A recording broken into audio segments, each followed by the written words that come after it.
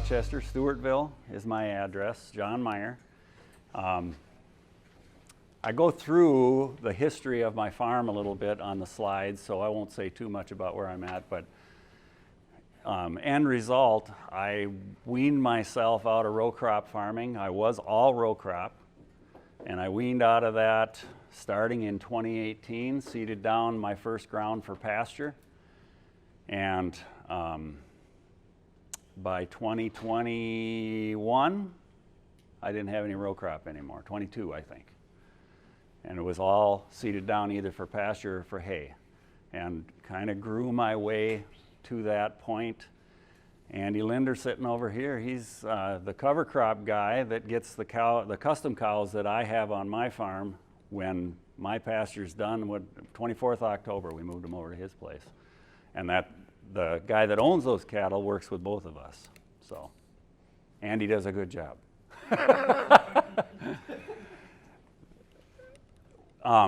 You got to go back to when I was kind of first getting into this. I became real acquainted with Gabe Brown. He's a good friend of mine. And I said, okay, you're pushing these 6 soil health principles. Which of them gives you the most benefit? Gets you there to, and at this point I'm still thinking soil health is a goal, an end goal, right? There's an end point. I achieved it now. It is not that. It is an ongoing thing. And if you do achieve it in your own mind, I've got soil health now. So now I don't have to keep doing all this stuff because I've gotten there. If you don't feed that beast, it dies. Just like not feeding a cow. If you don't feed the soil biology, it goes away. If you destroy that soil biology with tillage or whatever, it goes away. And it doesn't take very long. And I can tell you that from experience. That's why putting cattle on the land, it's one of the reasons people will say that's probably the one that'll get you the biggest bang for the buck. If you think about if you actually graze cattle on the land, how many of these 6 soil health principles are you employing and for how long? That's part of my presentation, so you'll see me kind of pound at that. Oop. There. So you want to know what these are. This one is the most important because you can't do in some places what you can do in others. Everything has to fit into the system. That's climate-wise, rain-wise. If you're living in the desert, it's a lot harder to accomplish things. Go back to feeding that soil biology. Just like we need water, look at how many cups we got sitting on the tables here. We need moisture, we need water in order to thrive. If we end up in a drought, all that soil biology slows down. If you're grazing animals, I actually won last year here at the soil health event. I won a soil probe to figure out how much hard pan you've got.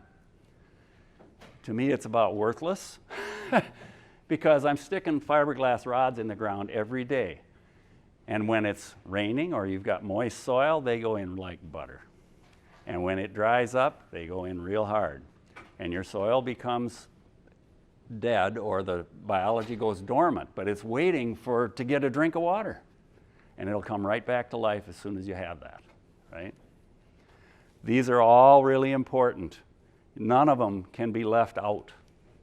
When I first started, I was thinking cover crops was the big answer. That was the first thing that everybody was thinking. 2013 is kind of when I started getting into this. That was the no plant year. Everybody remembers that. And then, okay, since we couldn't plant anything, let's put in cover crops. I was the idiot that year put in 50,000 feet of tile instead, and then put in a crop. Those are all important though. Don't forget any of them. Why is the integration of livestock the last of these principles? Most of these guys, cash croppers, they haven't been running livestock, maybe never had livestock, don't know anything about them. It's a huge hurdle. They're just scares you to death to go there. I've got no fences. I got this great big equipment that I can't keep from getting into the fences. I hate going along a fence. Those kind of things. There's no water out there. You can't put livestock here. And I don't want to have to deal with livestock, I don't think, because it's hard. That's what they think.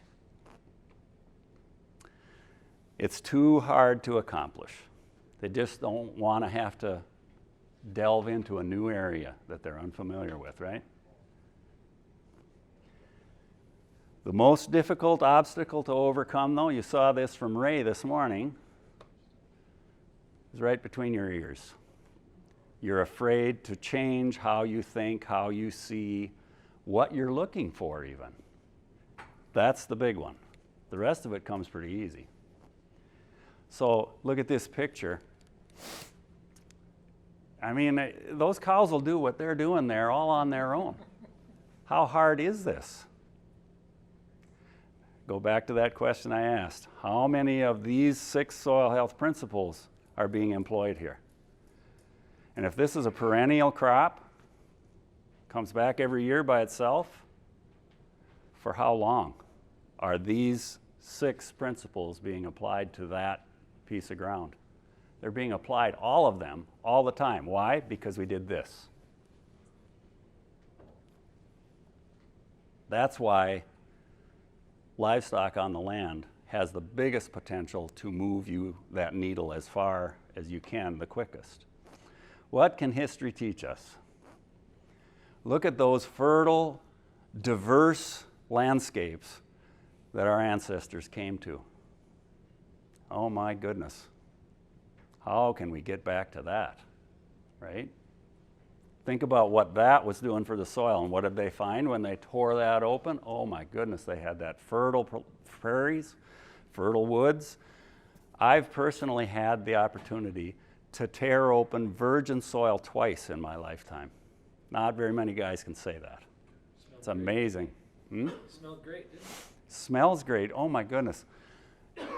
That when I cleared that land on this last time, went down through this valley that had some trees and swamp grass and everything else in there, cleared her out, put corn on it. That fall when I went to harvest, I literally could not see where the rows of the corn were. There was so much leaf vegetation on those plants all the way down to the soil. Crazy, 370 bushels hitting on the monitor, going down through there. Wow, I did a good thing here. Went through with my deep ripper, and put in beans the next year. Man, we were getting like 120 bushel beans down through that spot. Awesome. Going to get about 370 on corn again next year. Oh no, 250. Next year on the beans, maybe 80. Next year on the corn, about 220. How fast did I lose what nature had built for me? Crazy. This was when I got rid of the ripper. Met Gabe, went no-till, sold the ripper the year I talked to Gabe about doing this stuff. On his advice, he said, get rid of your tillage equipment, you'll never go back. Meaning you can't. But it sometimes takes that kind of a commitment, in order to be able to go. This is the bluff lands. This is more where I grew up, down by the Mississippi River, up above the river banks there. And you can see here is more what it would have looked like, right? Here, this is cleared out. This has been cleared out for farmland. Some of those steep hills down there, my gosh, you got to have duals on the tractors in order to not tip over. Never should have been cleared like that. But just think about what those guys came to. Okay, now, this is what I'm talking about. What can history teach us? This is great-grandpa's farm. His tractor runs on 100% biofuels. Half of that farm has to be seeded down to cover crops, right? Just to grow the biofuel to fuel that tractor. Half the farm. Wow, of course, how much fuel dollars-wise do we burn up now? How much of the farm do we burn up that way? Trying to fuel our tractors and stuff. Okay, and then you couldn't ever plow very deep, right? That tractor gets worn out. Usually they were only plowing about like this. So minimizing the disturbance. No synthetic chemicals or fertilizer applied. They didn't have them. What did they use for fertilizer? The tractor gave it to them, right? Multiple species of livestock, which are pastured. Why? Because it's too dang much work to put them in a confinement system. Didn't have the diesel fuel powered harvesting equipment to put it into silos and bunkers and use TMRs and all that. They didn't have any of that. This was the tractor. That was about all it did, haul in the hay. And then plowed, of course, for the corn. Crop Crop rotations include small grains underseeded with forage blends, which are then used for several years as hay, followed by a year or two of pasture before rotating out to the row crop for 1 or 2 years. Then it goes back into it again, goes back to that rest period. So how much of a rest period for the soil to recover from that year or 2 of tillage did it have? It was probably a 6-year rotation, and only 2 years was there any kind of tillage done. No chemicals, no synthetic fertilizers, no fungicides, no insecticides. The soil was a lot better off. What's the soil biological impact of this farming method? What's the environmental impact? And the human health impact then, which is all related. Okay, go down through the transition of ownership down to now it's great-grandpa's great-grandson running the farm. Here's his plow, his tractor, soy-based biofuel. So he's still trying to grow his fuel. Every acre's tilled and rotated between 2 annual row crops every year. There's a heavy reliance on chemicals and synthetic fertilizers. No livestock, no pasture, no small grains, no fences, no forage crops, herbicide, insecticide, fungicide, side. What does side mean? Death. Kill. Applied whether we need it or not, prophylactically. To every acre, every crop, yields per acre have increased, but the nutrient density of the crops have grown notably less. And those, what we hear about from John Kempf, those micronutrients that aren't necessarily critical for yield, but they are for health. What do we have in our nation now for health? We've spent more than any other nation in the world on health care. And we're one of the sickest nations there is. It's crazy. So now think about this, the biological impacts of this farming method versus the other. How much undisturbed soil building time is included in this versus that? How much disturbance itself is being generated to the soil biological habitat, this versus that? How much of the soil surface is armored? What percent of the time is living roots maintained in the soil? If this is a perennial crop, 100%, probably for 4 years out of 6, right? How much diversity of plant species? Corn and beans. This could be a 20-way blend, including some weeds that the cows will eat too. Are perennial species included, and for what percentage of time? Are annual species included? For what percentage of time? Are livestock and pollinators incorporated onto the landscape? Grandpa was running livestock, and that lasts for years, like 30, 40 years. They see the positive beneficial impact from having that livestock there. He took them all off. And just like I said on that virgin soil that I ran, 3, 4 years, you start to see that wane. If you had livestock there, there's still a long lingering impact because of the biological stimulation that they created. When we tear up that soil with tillage, we destroy its biologically aggregated structure and its biological life. The soil and the residues that we provide and stuff on top of the soil, that is the home. If I come through with a tornado and I tear your house apart, first time it happens, you're going to say, yeah, I think I'll rebuild. That's what they do. Second time it happens, if you're really determined, you might say, yeah, it can't happen 3 times. Third time it happens, you're going to say, I'm out of here. And that's what they do. What if we're tilling, okay, Jeff Gillespie isn't in here, organic friend of mine. What if we're tilling 5, 6, 7 times a year? Oh man, that's tough to recover from. And organic has its own benefits, absolutely, but most rely heavily on tillage to overcome the weed pressure, and that's really detrimental. Tillage tears apart the structure of biologically generated soil aggregates and the permeability of that soil, right? The infiltration ability makes the soil soluble. You start tearing that up, and now when it rains, it goes, settles out into silt and seals off. And now the next time it rains, the water can't go in, it all runs off, and there goes everything with it. the air. We incorporate an excessive amount of air into the soil with tillage, and that fills up with water, and then it silts down, collapses. As soon as you drive over it, it collapses. There's your compaction. Forget about doing all that tillage. Don't disturb it that way. Let the biology do its thing, and you will have water infiltration. Air and soil without the aggregated structure and biotic glues collapses under pressure, the weight of traffic and water, and dissolves it into silt when it's wetted. And then, when the water runs off, we lost it. We can't take advantage of it anymore. I just put in 50,000 feet of tile in 2013. Where is my water going that's going into that tile?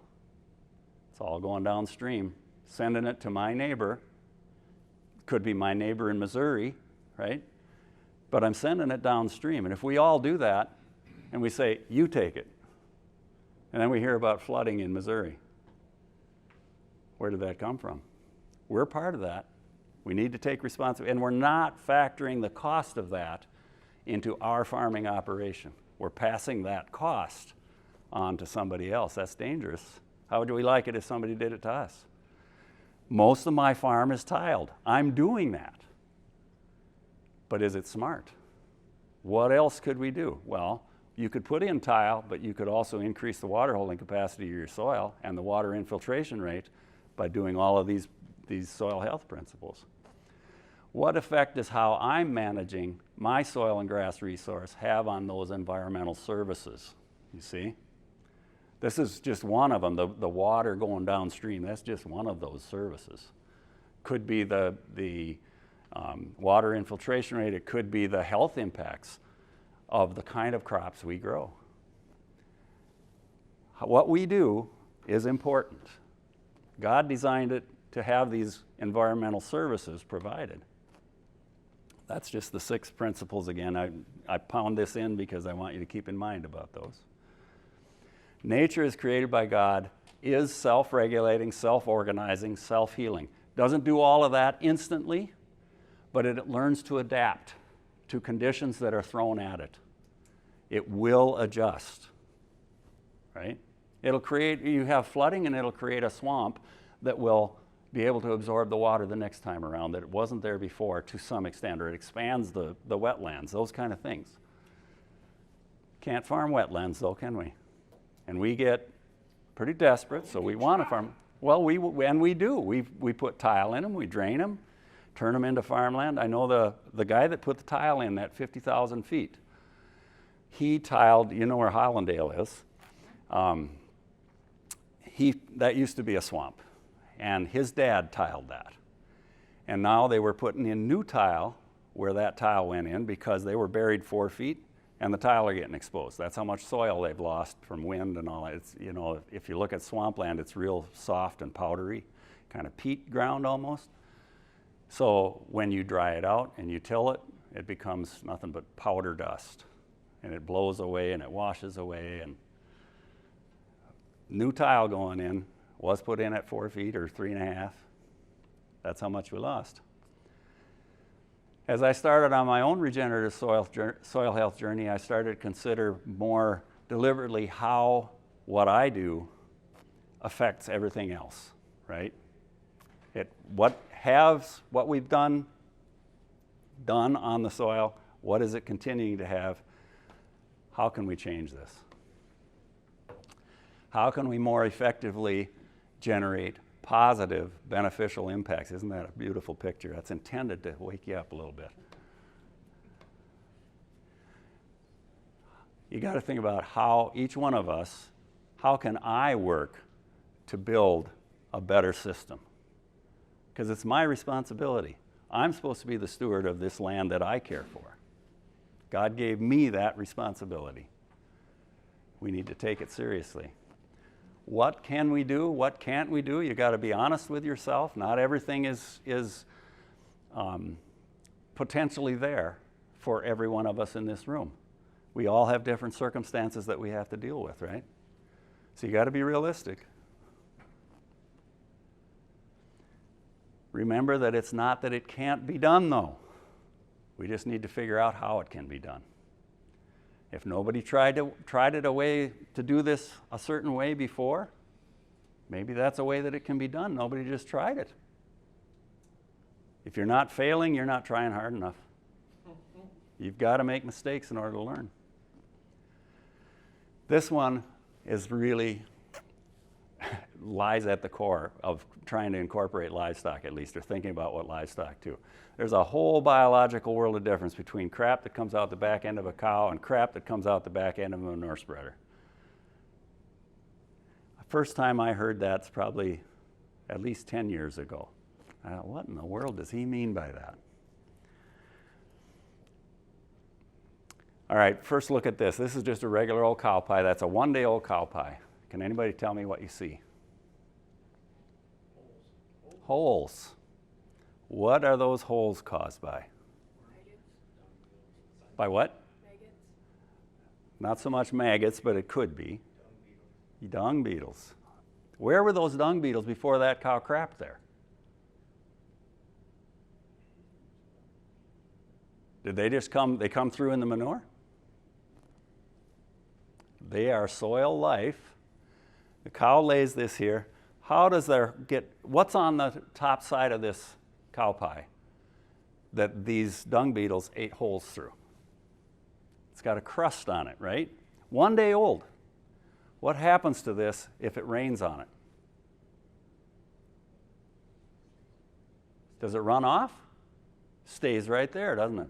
Kind of sheds the water even, right? Are the dung beetles protected? Absolutely. God had a pretty good design here, didn't he? Now, I've looked at these in the springtime because I feed my cattle out on the pasture all winter, and I actually feed them in valleys, so I get hay residue spread in those valleys where it might want to wash a ditch. When the ground is frozen, I'll spread a whole bunch of hay there, so I get a lot of residue. And that means I get a lot of cow pie spread out there too. And the water comes down, and this, where I'm thinking of right now, happens to be where there's a culvert, comes across the road right into my pasture. So there's a lot of water running through here, and it might be running 20 feet wide. But these cow pies, they landed on top of the snow, and they protected the snow from warming up so quickly, right? It had been 20 below zero or whatever, and now here we are in spring, and it's maybe a 35-degree day, and the water is running like crazy. And that cow pie is sitting up on a pump of snow about this high above the rest of it, and the water runs right around it. And the water's running clear, where these cattle were just thick all winter long. Not all winter long, I move them all winter. But pretty cool stuff when you see that. This is what you pay attention to when you're grazing, you know, any of the soil health stuff. Your observational eye gets trained much better, right?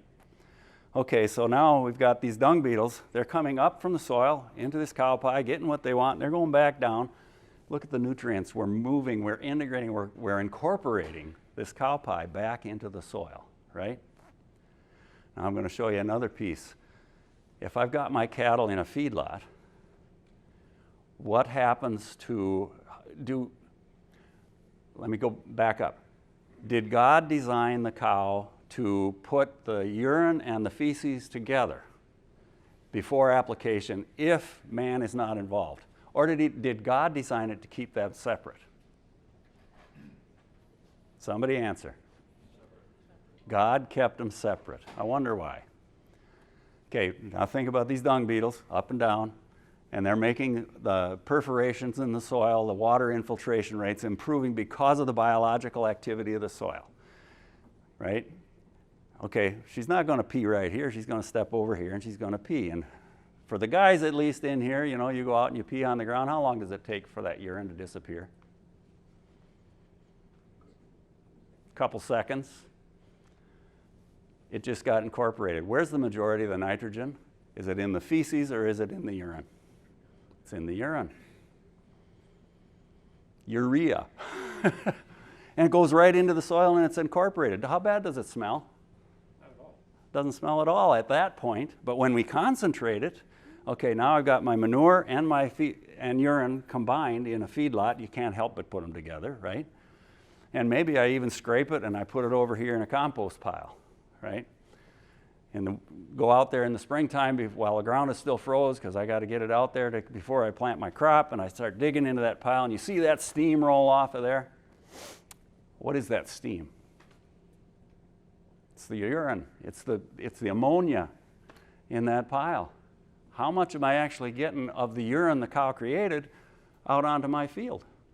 And then I put it into my slinger spreader, and I go, nice even spread, perfect. It's all shredded. It's all out across the field. Is it protected? What happens when it rains? It dissolves into the water, and I look at the water running down that creek that I was just talking about, and it's all brown. There goes my nutrients.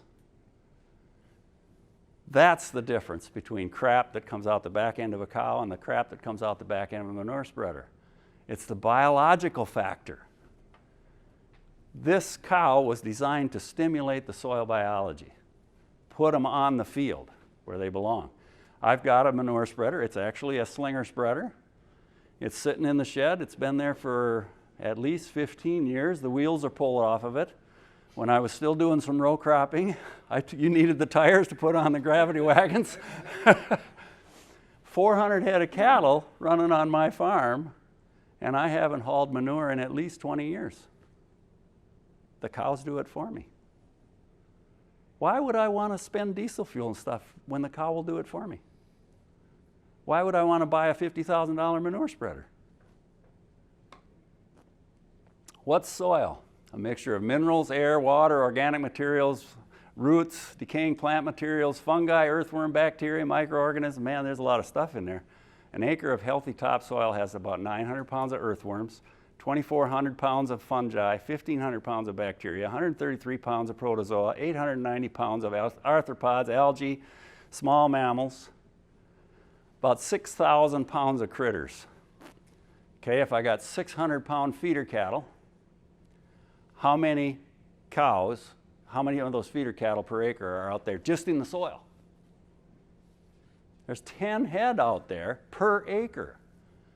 Andy, you were asking me about my stocking density basically earlier. Right now, I shoot for 1.25 acres per 1,000 pounds of animal weight, okay? They're exceeding that. Those critters are there if you're making sure they're there, if you're feeding them. And guess what? If they're there, I can also put that 1.25 acres per 1,000 pounds of cattle on that acre. If these aren't there, I got to reduce that. That's pretty crazy, isn't it?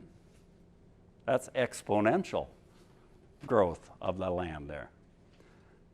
Earthworms alone will generate about a ton of casts on that ground per acre. A ton of manure per acre. And it's better than cow manure. Oh my gosh. Now consider, what's the impact when we got land looks like this? 930 horsepower tractors now. With a bigger ripper and a deeper ripper, we just keep plowing deeper. Which was it John Kempf said, reach deeper? Well, we've been doing that, right? Just get a bigger point on the ripper. Okay, I like this because most guys don't ever stop to figure this out. If you've got a cornfield planted at 35,000 plants per acre, and ideally, the way we've been taught to think, there's nothing out there but corn, and we'll spray it 2 or 3 times in a year to make sure nothing else grows out there, right?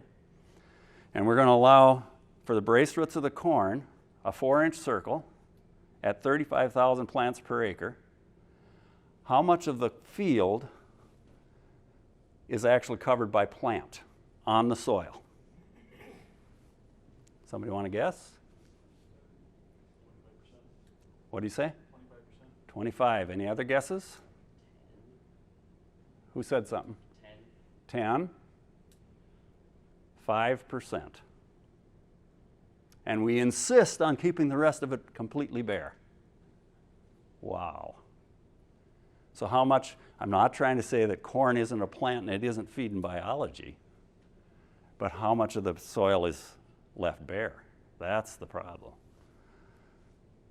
And then we throw out all these different chemicals. Then we go out in the fall, and not only do we take the grain, but we also take the stalks, all the residue off. Then we'll turn it black. I mean, just think about how impactful, negatively impactful that is to the system that's trying to survive. Is it any wonder this is the problems that we see then?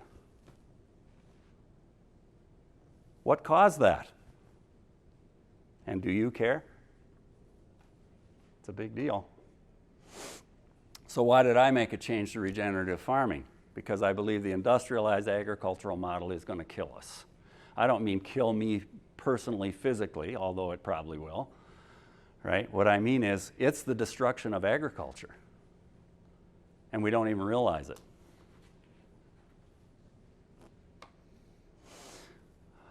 So I started there where I'm at in 97. It was all in CRP when I bought the farm. We mowed that off, converted it into forage, and I was selling hay. That's one of the most destructive things you can do, because everything that farm grows, you're hauling off down the road to somebody else.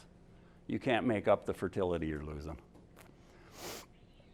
And that was all in small squares, like 40,000 bales a year. Yikes.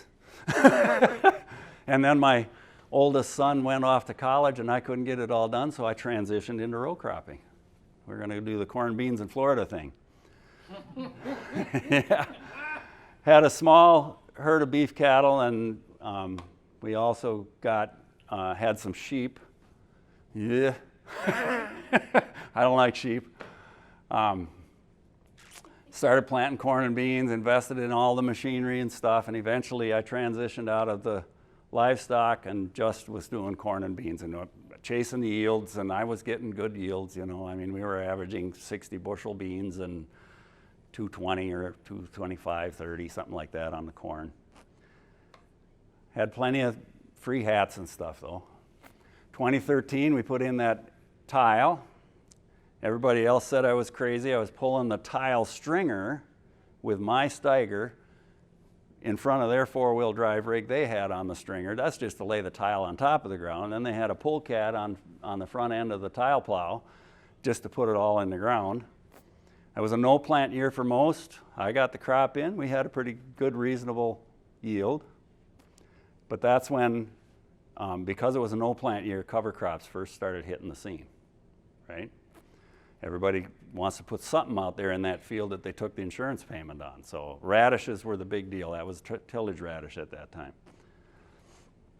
2014, I met Gabe at a soil health seminar. He said, sell your tillage machinery. Well, I sold the ripper. I've still got the digger, but it wasn't anything new, so. That's me planting. And to be honest, that is how I planted my whole farm, 400 acres. When I transitioned, that's how I did my cover crops when I planted them in the spring. Typically, I wanted to get them in with a no-till drill in the fall, though. But when I started seeding down for cattle, that was all frost seeded in the spring into cover crop I'd seeded in the fall. That's a perfect planting day. Ah, gorgeous. That's the way I like to plant. Makes it really easy to see where you've been, especially when you're no-till, and with a conventional drill. But if you think about this, how does nature seed a crop? It grows a big, think of oats, which is it'll winter kill, right? And oats gets ripe in the middle of summer, and then the oats would drop the seeds on the ground, and they'll lay there, and some of them will probably rot, and some of them will grow and winter kill, and some of them will stay until spring. And they're laying right on top of the ground. It didn't dig into the ground with it. Okay, so the first time I did this, I'm thinking, geez, I'm gonna just feed the birds. But my cousin's son had gotten a cover crop planted the fall before, and it was out of the ground like this in February, and I couldn't let him beat me, so I went out and planted oats. It all came. And I could not drop the point of a pencil on the ground without hitting earthworm middens where that cover crop was planted. They liked those oats. And oats is a wonderful thing. Mycorrhizal fungi loves it. That association is really good, so I like oats as a cover crop. The problem with it is it's not so great if you're planting in the fall, and I wanted to get something started in the fall too. So typically I would use winter rye, maybe throw some clover or something like that in with it, even when I was just row cropping. And then I'd just call that good by spring. You know, I'd be planting into rye about this tall. Planted green the first time I had cover crop, I planted green into it. And it all works. Where I didn't have that cover crop, I could easily walk across the field stepping between the earthworm middens, so that's the difference. You saw this picture earlier, and everybody's probably seen that one. This one is interesting. This is the area I farm in. It's 22nd of June, or 2nd of June, I guess. 52,000 acres in this picture. Upper right corner there, circled by red, is my farm. Look at how green that is. Look at the only other green you see. It's only in where the creeks are and stuff, right? This happens to be a subdivision. Right here is Hayfield, Minnesota. This is Highway 30. Now think about this. You don't think that, I mean, it should be looking like this naturally, right? It would be covered with something, either woods or grasses or something, and it would be all green. Look at how much of this is tilled ground. And this isn't just, oh, that's just over by John. No, it isn't. This is across all of the agrarian areas of the whole world. But it won't work here. But yeah, it won't work here. You can't grow grass. It just won't grow. And you can't put cattle on it, for sure. I mean, I'm right in the heart of corn bean country. Pretty much flat ground. I mean, my farm actually rolls some, but it's still pretty much flat ground. This is scary to me.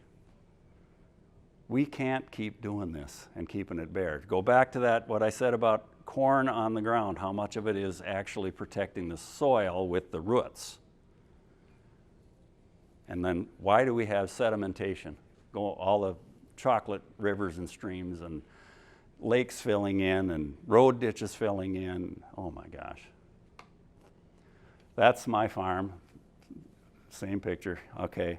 I've laid it out all in strips like this. You can see I used to have contour strips here. I've straightened that all out now because it's all seeded down. I don't have to worry about it washing. This runs downhill here. Fairly good slope. And then I run this one. I actually run this one too. Yeah, you got to have flexibility built in. I can limit them to what they need.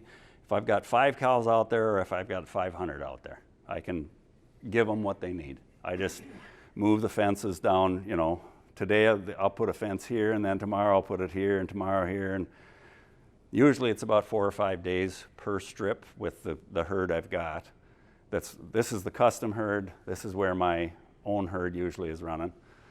I don't like to let them, I'll call it back graze. They'll always be up where the freshest feed is. But my waters are typically along this fence line here. So they've got to go back to the water to get water. So they're going back across what they grazed on yesterday. I get to water later, so we can talk about that then. But You're not back fencing then, John? I don't back fence. Well, I do back fence. Let me change that. Let's say that I've got them on this strip, and I break that into 4 days worth. There is no back fence for that 4 days. But then when I move them to this next strip, they can't go back to this strip. Okay. Yep. I don't, well, most of that it's because of the water. I have to get them back to the water. Yeah, I got the same thing. Yeah. But if you let them stay for more than about 4 days, 3 days ideally, they'll tend to start wanting to regraze that fresh growth that's coming. It'll take it a day or 2 or 3 to start coming back. And you just don't want them to take another bite once you've moved them. And you got to keep your residue, how much you leave. I don't like to take more than half. If it's this high, I'll take it down about like this, and they'll trample the rest on the ground. That's okay. That's good stuff for the soil, right? And then a lot of that will come back up, but you just don't want them to graze it off short. You got to keep those roots going. Yep. Maybe this is a question, but your fences, they make your strips, are those temporary fences or permanent fences? Every one of these is a permanent single wire high tensile. Just a single wire. single wire. And I've got 3-wire high tensile around the perimeter. All electric, all fiberglass posts, hate T-posts, hate insulators. I would never use a steel post again. If anybody has questions, just jump them out. This is the last seeding down, frost seeding I did in 2022. The mix I used. Don't worry about what's there. I will mention this one. Sainfoin has a lot of higher tannins in it, and it's a natural dewormer. Comes from England or in that area, and when landlords would rent their land out, they would insist that the sheep grazers there would insist that they had to have sainfoin in that mix. And you don't need a lot of it. It's just that because of those tannins, if you got cattle grazing in the woods and stuff, they'll get a lot of tannins there too, and it'll do the same thing.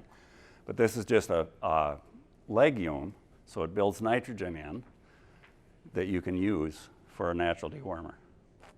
And you can see that on my grasses, I use primarily pretty common grasses, and nothing exotic here really. This kale is awesome. It's an annual, but when you turn them in first, that is what they will go for before anything else. They just love that kale. Rape is pretty good too. Turnips are fine. They'll eat the turnips too, the turnip themselves. So this is what it looks like today. Everything is seeded down to a perennial pasture mix. Some of it I use for hay, some of it I use for grazing, a majority of it for grazing. I prefer to graze it, but I have to have some winter feed too. If your soil's happy, the cattle will be happy, and so will you. I like to graze it a little more mature. I want to see some seed heads. I mean, that kind of goes against what the production-minded guys will say. Once a year at least, I want to make sure I've got a pretty good heavy dose of seeds out there that are fully matured, ready to go to work. And they'll eat a lot of those seeds, and they'll go and crap them out, and they'll trample a bunch of them on the ground. But that's my reseeding program so that I have good pasture next year, and it's also building your root system.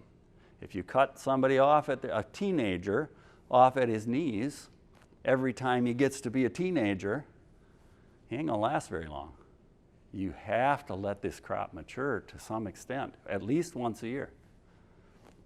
Otherwise, you're going to be out there buying seed and wearing out machinery, replanting again. 23 was everybody knows that was D4 drought across this whole area, pretty serious. This was on September 9th. You can see what I've got here. They've got this all grazed off. Okay, we're out of feed. We're going to lock them up on this one. This one is about a 5-acre strip. And that's where I fed them until the grass came back. I did that this year too because my herd increased. Right about that same time, maybe a week or two later, I started feeding bales. This farm, if you remember, I had that one farther separated farm. I took the cattle off of this farm, moved them over there, and they ate there for about 45 days. Then I started feeding bales over there. This farm got 90 days of rest. Was that ever some gorgeous stuff? The 25th, 26th October, they went in on there. Haven't fed a bale since. Gonna go for another 2 weeks probably before I have to feed anything there. And then they'll go home where the custom herd was because I got all winter waters there and it's closer to feed bales to them. I unroll the bales, you'll see that in a minute here. Look at my fly control. These are my employees. Oh my gosh. This is on Luke's herd. You have about 5 minutes. What's that? You have about 5 minutes. Oh, we better move. I winter yard them right out on the pasture. That adds mulch and manure fertility to my soils. Grows more next year. If you keep them there too fast or too long, you apply too much manure, you're going to have dead spots. But this is what that pasture looked like after feeding on it in the winter. In the drought, D4 drought, June 20th. This is what I'm talking about. If you applied too much manure, yeah, you'll get some dead spots. Don't worry about it. It'll come back. It looks great right now. I didn't reseed that. Contract grazing. I don't have to carry the investment in all the cattle. The cattle owner hires me to run the cattle on my farm. The most important piece there is to find somebody that, a good partnership, right? This is a partnership. It has to work for both of you or it won't work for either of you. You know, you have to be able to trust each other. It's just, I like it as a way to balance out my own herd, balance out my own overhead costs and that kind of stuff. But it has to work for both of you. This is my bale unroller that I built. I have it on the tractor now. We use it to unroll about 1,000 bales a year. I ran the custom herd through the winter one year, all the way through the winter. And that year we probably unrolled about 1,500 bales.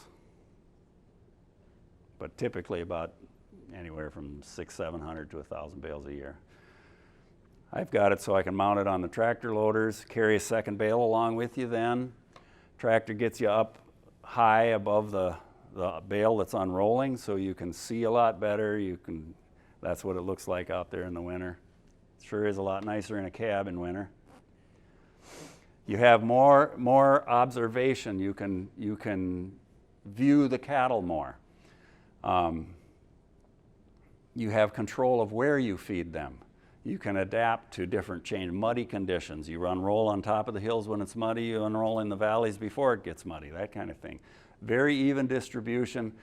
If you got ditches, you can unroll in the ditches to get some residue stomped into the soil and prevent it from washing away. By far the best thing. Gabe challenges me on that, I'll say, because he's a fan of bale grazing. I think that's my next picture, if I'm not mistaken. No, yeah, this is how I store them. I put these fiberglass bale rails under them. That's what I call them. They were salvage stuff. That's how I store them on the bale yard. There's a bale grazing. This is really good on very poor soil. This happens to be a really sandy area. There's a sand pit right back here. And you can put a ton of residue down on the ground that way and build the soil really fast. The problem I see with it is you get too much. You know, you can overdo a good thing, and that means you're going to have bare spots here the next season. If you unroll, you won't have any bare spots, and you're spreading that fertility out across a lot more acres. You know, that bale unrolling is the way to go. I don't think I would ever bale graze again unless I absolutely need to build a really tough spot. This is what it looks like when you unroll. Look at that manure distribution. And this is that same spot, just a different year. Water is always a big concern. I like these. This is kind of my own design. Full flow Job valve in there for filling. And then this is a 4-inch PVC riser that goes into a 4-inch floor drain, basically, with a vent stack to screen the overflow. And then I put an 1/8-inch needle valve right before you get into the Job valve. And I just open that up a little bit, and you've got geothermally heated water, basically. It'll keep the top open. 14 below, this is fully exposed. There is no tree in sight. There is a 3-wire high tensile fence. That's it, to protect that from the northwest winds. Did you go out in this weather just to go take a picture of this? Yep. This is the year I kept Luke's cattle through the winter. There they are. They're trying to get over there behind those trees. Oh my goodness. Oh yeah. That's why the grain farmers don't have any cattle. That's right. That's why I put the unroller on a cab tractor too. This is also one I built. I just got some drinking cups here. The tank drops the water down into a header that lays on the reach of the wagon, and then line goes out to each side here, to each waterer. And I don't like doing it that way though. I don't like to haul water. This year I just put in a buried water line for, you can make them carry their own too. Or that way. These are actually really smart. This is to collect the methane from the cows. Yeah, exactly. Or they've got drag lines. There's the economics. I mean, this is just some quick numbers, but basically with a pound and a half a gain, I think this is, right? Yeah. So about $460 gross revenue of the value of the gain. If you get up to 2 pounds a day, 561. That's what I figure. Now that doesn't have the land costs out of it. You got to calculate your land costs and what other overheads you might have. But I have very little. Once I get my fence and my water in place, if the cows are doing the grazing, which that would be in the summertime, four-wheeler costs, my labor, it's really minimal. And then that's not all you can do. You can winter feed. If let's say you do custom feeding in the winter, your cattle guy buys in the feed from somewhere else, provides it to you, and all you're doing is labor providing the yardage, water, and that kind of infrastructure. Well, it's another $120 an acre that you can have. With less than $4 corn, how many guys were able to do that this year? I'm glad I'm doing this year. Treatment and handling systems. Anybody know what they're doing there? That's a wild cow milking contest. I used to be stupid and do that when I was young. We can do this the hard way or the easy way. I use a dart gun to treat them out on pasture for the most part. Now, if you've got vaccinations you got to do for the whole bunch of herd of calves or something, then we run them through my alley system. These guns are not that expensive. The darts are about $5 a piece. This happens to be new dart, and you can't get the darts for them. So stay away from the new dart, go with capture. That's the other big name in the guns. Capture darts and a new dart gun. Can you? Yep. Okay, you got a new dart, I bet. I do. Okay. And I've used capture darts. Okay. They're the same. Same diameter. Why would they make a gun and then not have the? Does not what? Why would they make the gun and then not make the darts? Well, I don't know, but they've been a pain to get for the last 2 years. I don't know if it was COVID or Are they made overseas? I don't know. I know Capture is a U.S. made gun, so Daisy actually was, well, Capture sold the rights to Daisy or something like that, I don't know. This is a handling facility I built. I really like this thing. That just is awesome. It just works. This door opens, this door opens, this side opens. It's a double alley with a transition, and it's just awesome. We ran 140 cows through, plus 110 head of calves, sorted the calves off with, I'll say 3 guys. There was only 2 guys there at the start of that. About 3 hours. That was preg checking, arm preg checking, not using a wand. 3 hours. You can move if you got it right. And for those who seem to think that tying a gate together with twine string works, well, let me know how that works for you. That's not a handling system, guys. So how are you doing? Measure yourself, give yourself a report card. How are you doing on this soil health journey? Well, let's look across the landscape. Whose soil is this? That's all of our soils, right? Certainly not so much of mine, because my whole farm is seeded down 100% of the time now. But we're still seeing this. Whose soil is this? This is the Minnesota and Mississippi coming together, right here. Mississippi is clean. Minnesota comes across this way through all this farm country. Right there it is. Whose soil is that? Okay, then you go, the St. Croix comes down here and meets with the Mississippi, which has the Minnesota dirt in it, right? Right there. Why is that clean? Why is that so dirty? There's our report card. We're getting graded. Whose soil is that? Who hasn't seen that? Whose nitrogen is that? Why is that spiking? Because we're not managing. Why are you here? What is your job? God saw everything that he had created, and behold, it was very good. And the Lord God planted a garden eastward in Eden, and there he put the man who he had formed. And God took the man and put him into the Garden of Eden to nurture and to keep it. How much nurturing and keeping, how high a priority is that for you? Well, how are you supposed to know how to do this? Go to the ant, thou sluggard. This is God talking to us. And consider her ways, and be wise, which having no guide, overseer, or ruler, provideth her meat in the summer, and gathereth her food in the harvest. How long will you sleep? We're sleeping. A little slumber, a little folding of the hands. It's not that bad. So shall thy poverty come, as one that traveleth, and thy want as an armed man. It's going to be stolen from us. But ask now the beasts, and they'll teach you, and the fowls of the air, and they'll tell you. Or speak to the earth, and it'll teach you, and the fishes of the sea will declare to you.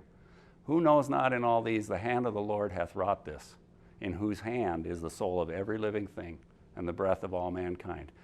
Those are all talking to us. Are we listening? Are we paying attention? Ask the beasts and the fowls of the air, or speak to the earth and the fishes of the sea. They're talking to us. How long will you sleep? A little slumber, a little folding the hands to sleep, so shall thy poverty come. Pretty amazing stuff. One change only happens one farmer at a time. Is it going to begin with you? How do you tell the difference between somebody who's serious about soil health, in my case grazing too, or somebody who's just talking about it? One's four-wheeler is filled up with things that actually build the soil, tools to build the soil, and one is filled with testing equipment. Test how the soil is doing. Just do it. It's pretty simple. That's what I've got.